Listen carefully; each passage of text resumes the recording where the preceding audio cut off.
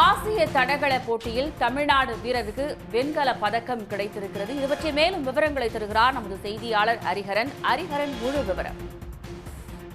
26வது ஆசிய தடகள சாம்பியன்ஷிப் போட்டி தென்கொரியாவின் பூமி மைதானத்தில் நடைபெற்று வருகின்றது. குறிப்பாக இன்று தொடங்கி இருக்கக்கூடிய இந்த ஆசிய அளவிலான தடகள சாம்பியன்ஷிப் போட்டி மே மாதம் 31ஆம் தேதி வரை நடைபெற இருக்கு.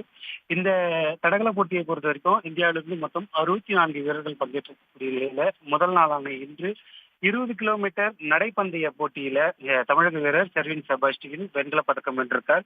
மிக முக்கியமாக இந்த ஆசிய அளவிலான நடைபயணத்துல வலுவான வீரர்கள் இருக்கக்கூடிய நிலையில இந்தியாவிற்காக தமிழகத்தைச் சேர்ந்த செர்வின் செபாஸ்டியன் என்ற வீரர் 20 கிலோமீட்டர் நடைபந்தயத்தில் மிக சிறப்பாக விளையாடி வெண்கல பதக்கம் வென்று சாதனை படைத்திருக்கிறார்.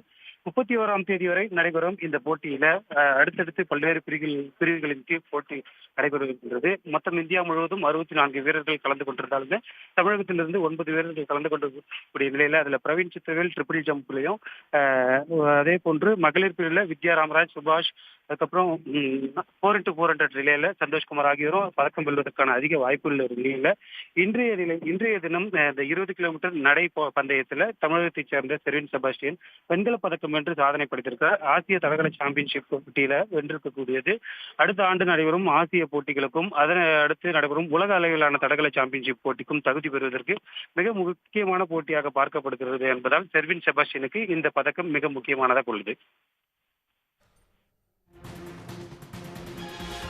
விவரங்களுக்கு நன்றி ஹரிஹரன்.